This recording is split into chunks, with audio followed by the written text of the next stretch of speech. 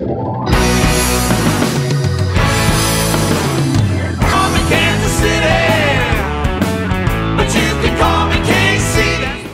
everybody and welcome back to another episode of Alegria in Kansas City. I'm your host, Fabian Shepard. And as you know, Alegria in Kansas City is a program where we hope to educate, inform, and inspire you. Today, we hope you will be both educated and inspired. We have today a mother whose family has endured great tragedy, and she has taken the opportunity to turn that tragedy into a way to help others in her community as well as across the nation. Welcome my guest today, Missy Smith. Hi, Missy. Hi, Fabian. Thank you for having me. Well, thank you for joining us. I want to talk about something that I guess you've gotten used to talk. Do you ever get used to talking about this? Sometimes. So if I tear up, it's nothing you've said. It's just me remembering Kelsey.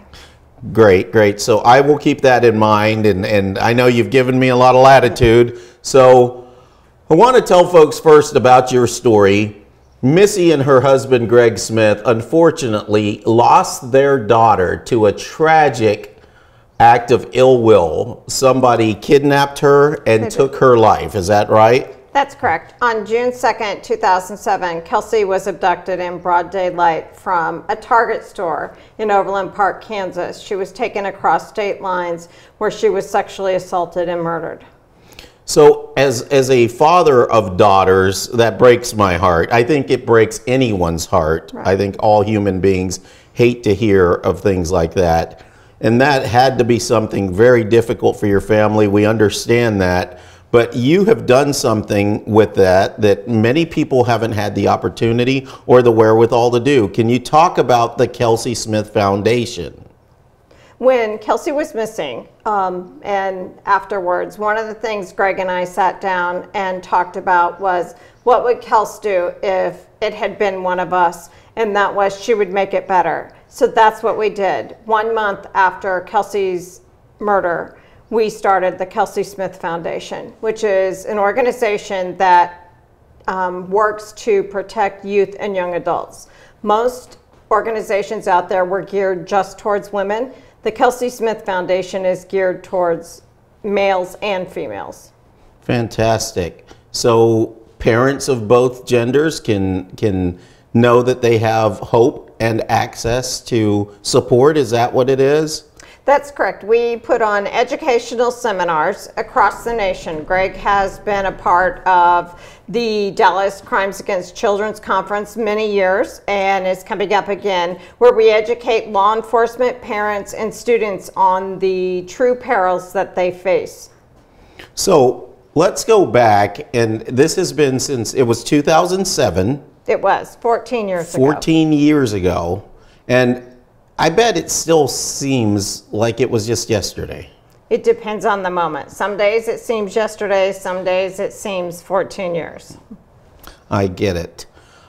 So let's go back to when that occurred. There were a series of events, and none were good. Could you walk us through what you remember and what occurred?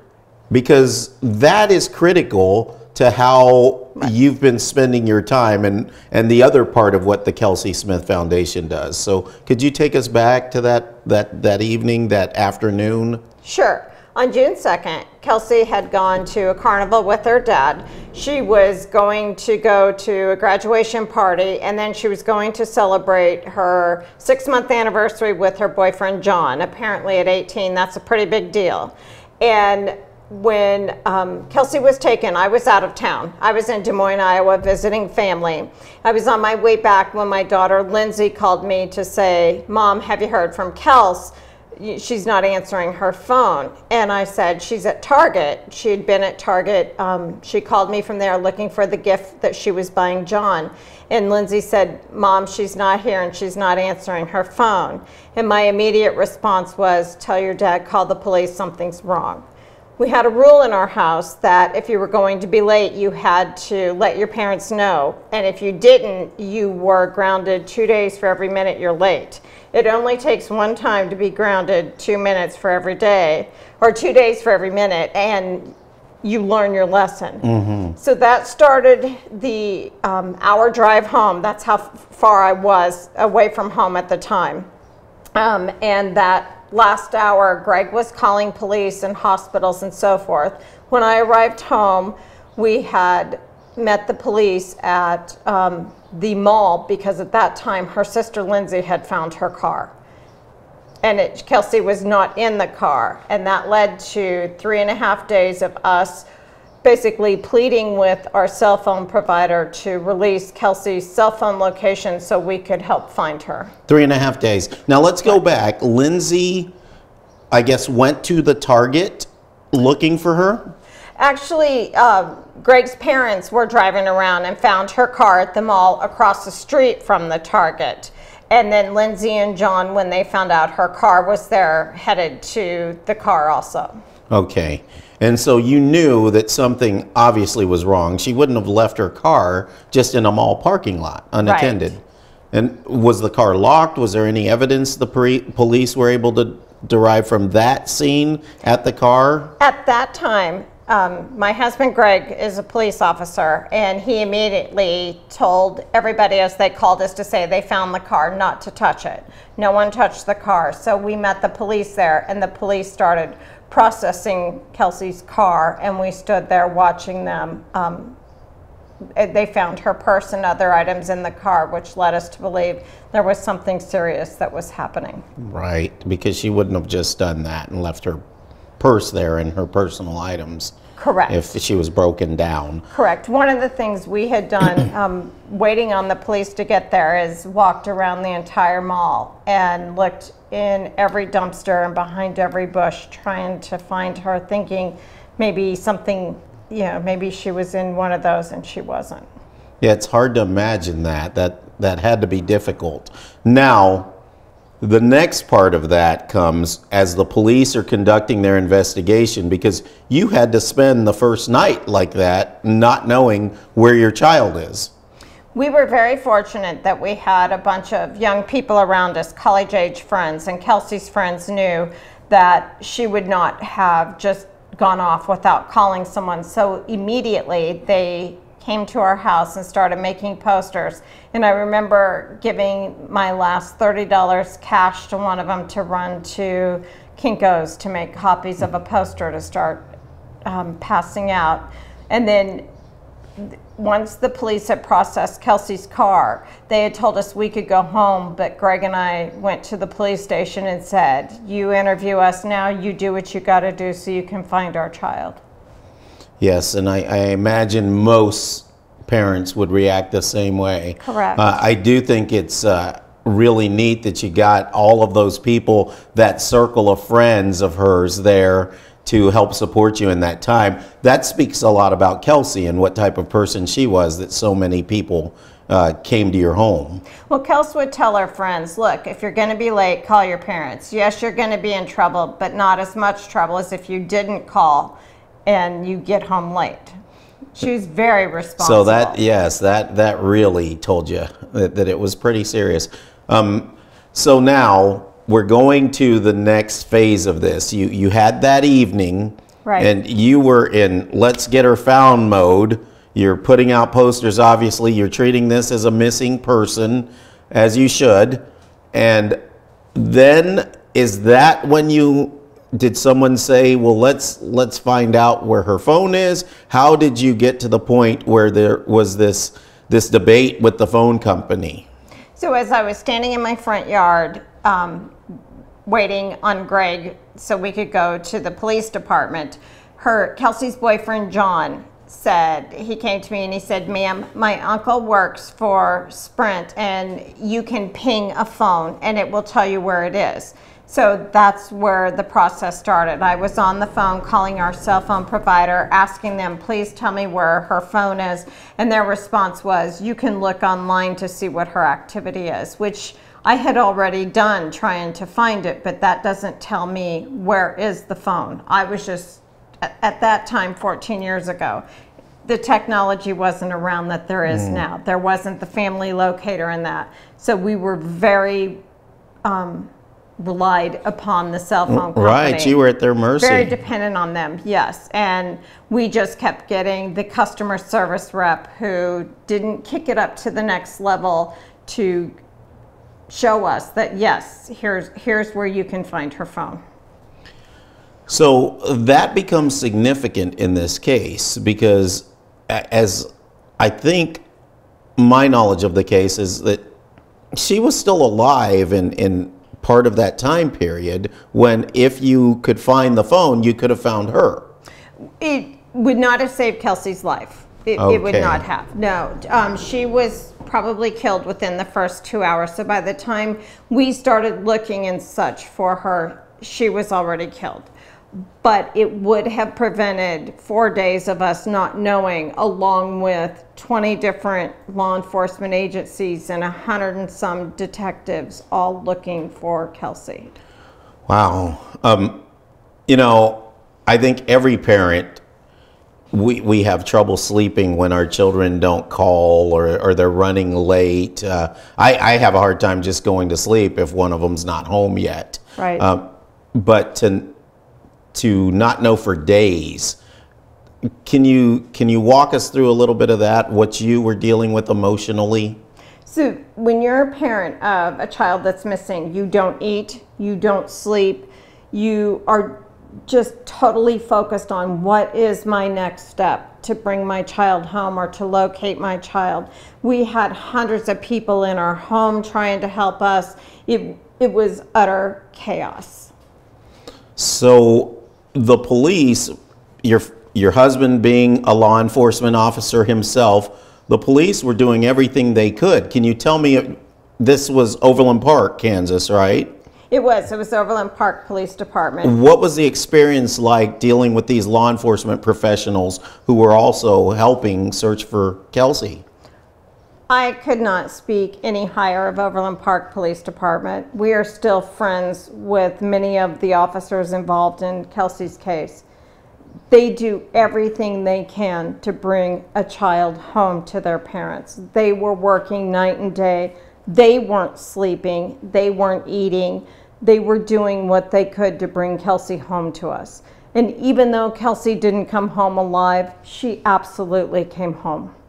Well, and you know, that's got to give you comfort and peace. I think about that.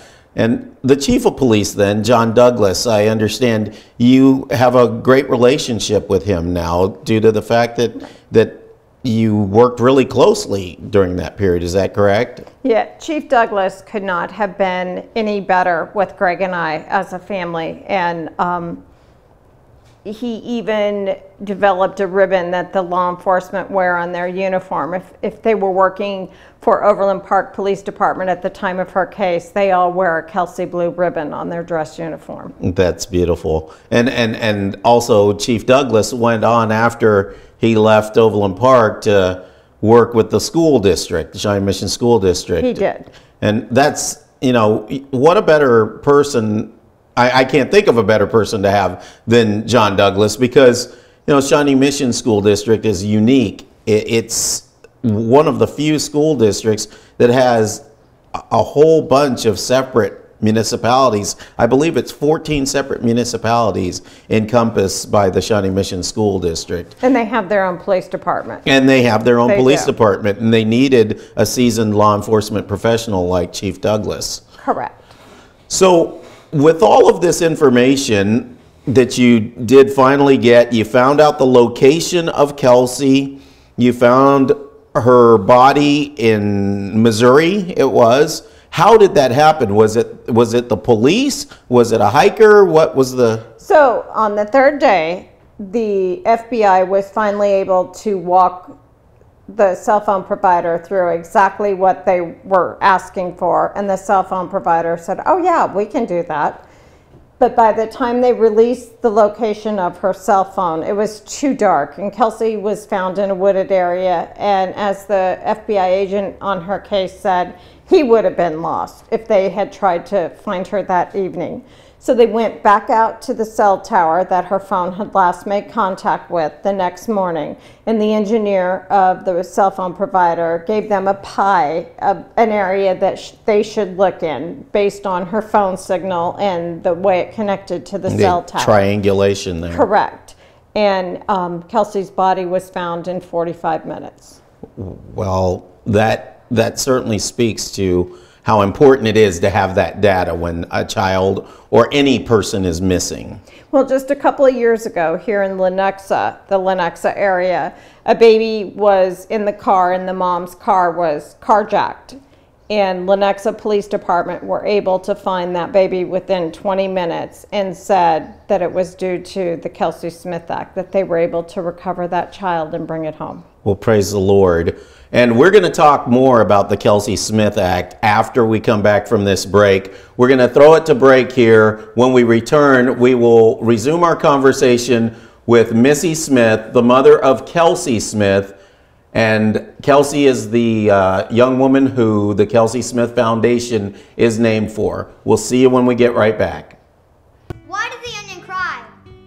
I don't know. Why did the onion cry? 'Cause he cut himself. I've got one. Why was the Cyclops such a good teacher? I don't know. Why was the Cyclops such a good teacher? Because he only had one pupil. Hello and welcome back to Alegria in Kansas City. I'm your host, Fabian Shepard. Today we're speaking with Missy Smith, mother of Kelsey Smith, for whom the Kelsey Smith Foundation is named. And we covered in the first segment, Missy told us the story of Kelsey being kidnapped, assaulted, and murdered. She was taken from a Target store in Kansas and then killed here in Missouri, where we're having this show today.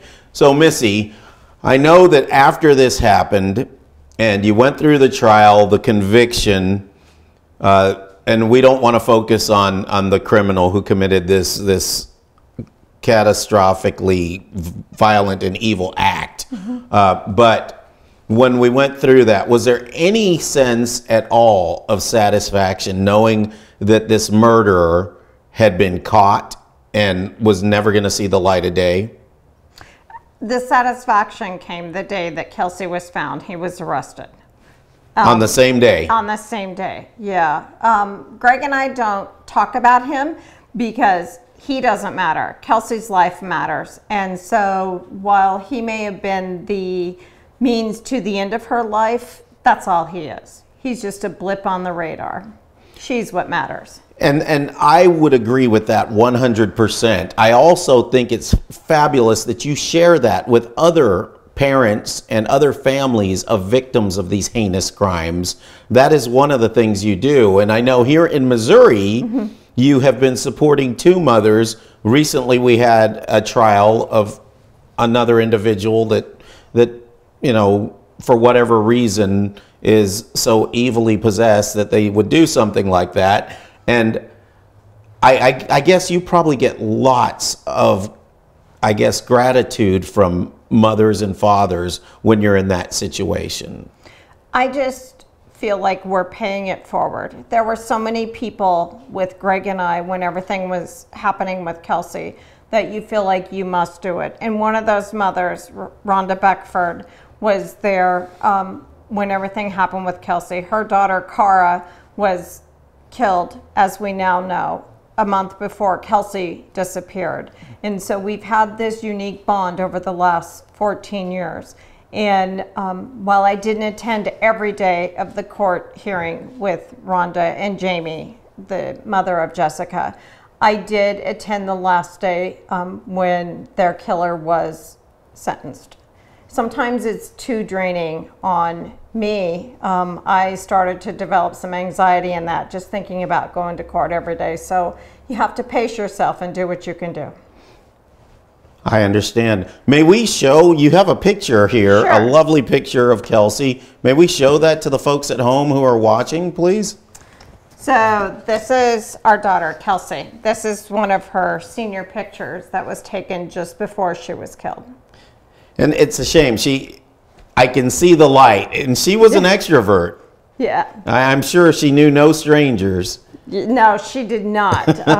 As her dad said, she may have walked into a room full of strangers, but she came out with a room full of friends. And that's a beautiful smile, just a beautiful young lady. And she is still doing work today. She absolutely is still doing work today. As you know, is it okay to put this? Yes, yes, go ahead. As you know, today in Montana, her law was signed by the Senate President and the Speaker of the House, and it was passed in the Senate in the state of Oklahoma. So it's on a race to see which state will become 28 and the next one will become 29. 29 states where Kelsey's law. So let's explain to the folks at home what Kelsey's law actually is, please. So the Kelsey Smith Act is a law that requires cell phone providers to release where's the location only. That's it. No text messages, no pictures, nothing, no calls, no phone numbers. Just where is that device? That's it. When someone is missing? Right. When someone's life is at risk or they are feared to be in great bodily harm. That's it. And it's very strict rules on when it can be released. So Missouri and Kansas have it now? They do. And do all of our neighboring states in the Midwest have it? Yes. Okay, so what are the ones that are still kind of the last holdouts? I'm thinking Sure. The continental United States probably, because with Alaska and Hawaii, I'm sure you don't get up to those, do you? Hawaii has it actually. Oh, wow. Okay, so yeah. you travel to all those states doing this. Unfortunately, we didn't get to go to Hawaii. That would have been nice, but no. You can travel pretty much from coast to coast, and the Kelsey Smith Act will be somewhere if you're traveling. The holdout tends to be people worried that the government's going to get too much information. And as Greg says, if you don't want to be tracked, you better throw your phone out because everybody's tracking you. They already have most of that information. This is just very limited usage. The good news is the first law passed in 2009 in Kansas. Not once have police ever used it in a way that it was not intended. Not once. So. And I kind of hope that they never have to use it, period. That's the ultimate goal, but unfortunately... They do use it, but not in a way that someone would think is improper. I understand. And I trust our law enforcement in that regard. I think their fathers and mothers and sisters and brothers, and they want to help people find their loved ones. They do, and we already have laws on the books that if a police officer breaks the rules or policies and procedures, they already have to answer for it. And now I know, I don't believe it was last year, maybe it was 2 years ago, that you traveled to Washington, D.C. and you were given an award. Did that come from... That came from the law enforcement community, didn't it? The Department of Justice? Yes. Okay. Greg and I have received 3 Department of Justice awards. One was the FBI award. The other was the Western, I should have brought them with me, the Western, U.S. Attorney of Western Missouri. Okay. And the latest one, this one's mine, so I'm very thrilled with that. It's the Ronald Reagan Award from the Department of Justice for legislative work that I do. Well, fantastic. You and Kelsey together are working pretty hard. Yeah. And I actually have something here that I happen to know a teeny tiny bit about. Why don't you share about these little bracelets that I see here? So each of those bracelets represent a life. It is not just a wristband that we wear. I have mine on for Kelsey, but each of those have been given to me by a family member. So these each represent a life that has been taken? It could be taken. There are a couple on there that one friend had cancer, so we had one for him. And then the camouflage one actually is for my son-in-law when he was serving in Iraq. We had ordered some for him. Okay, gotcha. But he came back okay? He did. Okay, yeah. Good, yes. Good. So thank you very much for allowing me to display that. And I believe I have one other thing here that I want to show, because this is the map. And can you explain the detail? We have colors on this map. Sure, we do. So the maps that have passed the state, we call Kelsey Blue, and those are all those that are this color. The states that are light blue are where we have made contact with the legislator, but the bill hasn't been drafted. The ones in dark blue are the states which have proposed the law this year. So we're working with legislators across the nation with that. And unfortunately, those in yellow are states where it did not pass. Well, the good news is there are very few in yellow. And yes, we see the dark blue, Montana and Oklahoma, which you just mentioned, did their work today. And so I guess all that's left is we wait on those governors. Is that right? That's correct. Okay, fantastic. So more work that Kelsey is doing there. And so we talked about the Kelsey Smith Act. How does that work? Do you get with legislators in those various states and then they introduce the bill? The way it works is I research legislators and try to find someone that I think will be favorable. And then I will email, call, whatever it takes, and find someone or try to find someone that listens to my story and says, oh, our state needs this. And sometimes, like in West Virginia, I just got a Google alert that said they were working on her law. I didn't know it. And in Kentucky, they worked the bill because of someone else. Her name was Leah Carter, who was washed away due to a flood. And when I was reading about the bill, I thought, this is the Kelsey Smith Act. So I reached out to the legislator to say, hey, this law has passed in however many states it was at that time. And he said, yes, ma'am, we are aware of your law. So it was based on Kelsey's law. And I don't care what you call it, just pass it. Yes, yes, just pass it, because it helps a lot of people. And as you said, it doesn't have to be someone that was a victim of crime. It could be someone who was washed away, like this young lady you just described in the flood. Well, there are several instances that Greg and I never dreamed of when we knew this law needed to pass. There was a senior gentleman who had had a stroke, and he couldn't talk. All he could do is dial his wife's number, and they were able to get him the medical help he needed.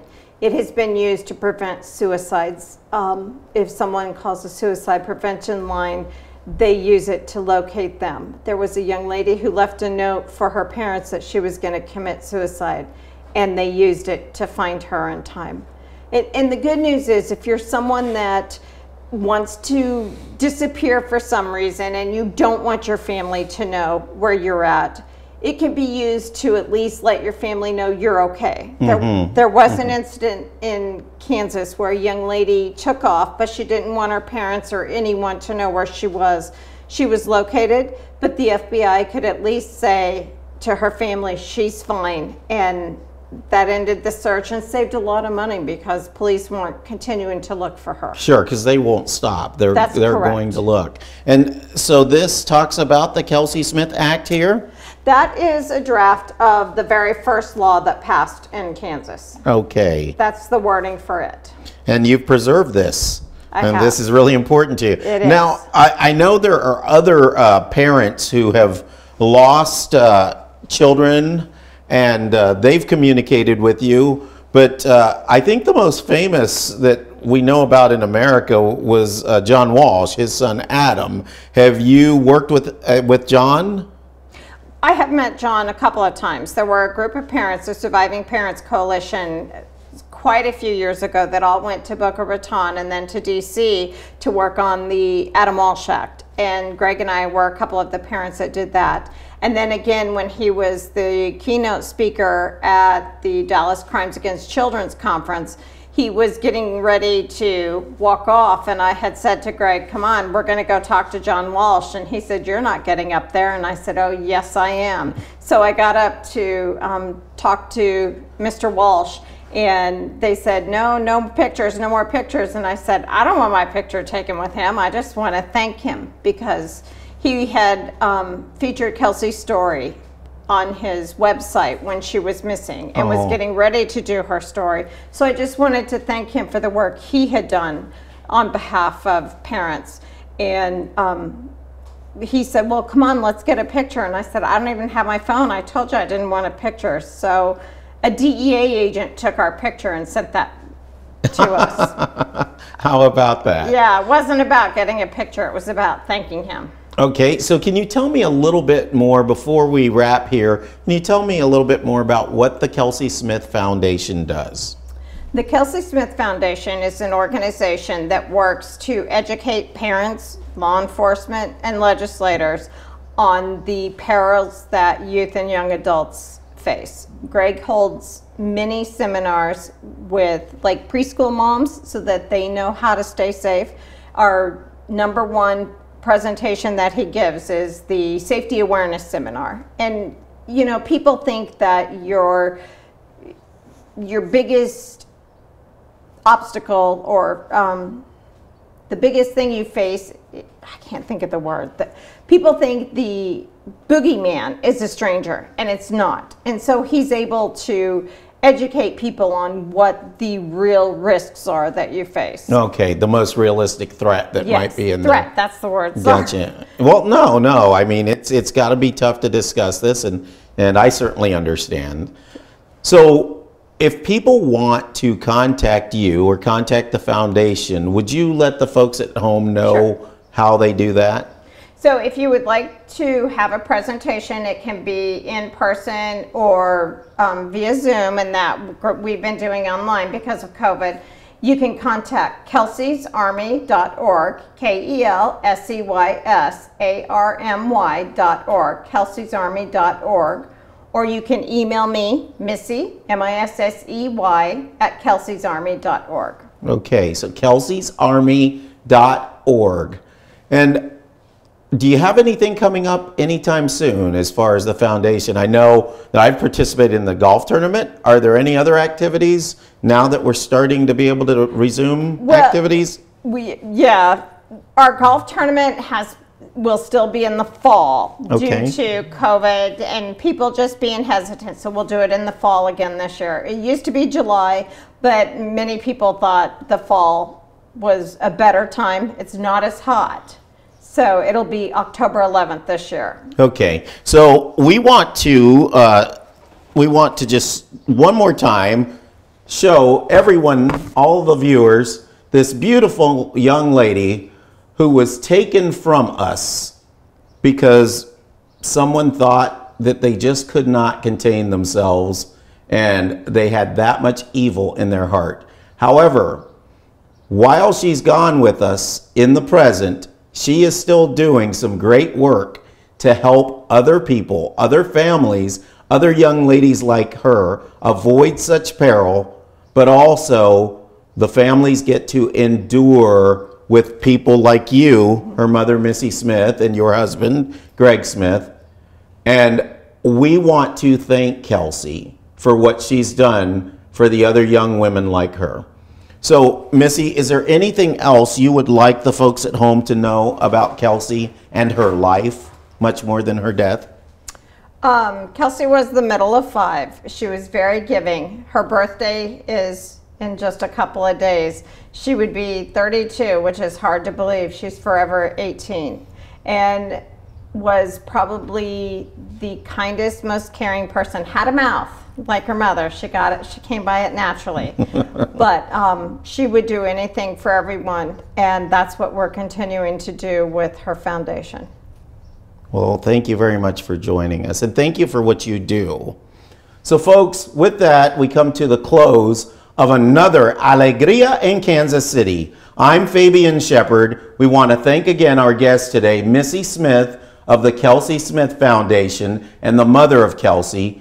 Remember, kelsey'sarmy.org. And I remind you that Alegria in Kansas City is brought to you by Televida, a production of EXO Films. We'll see you next time.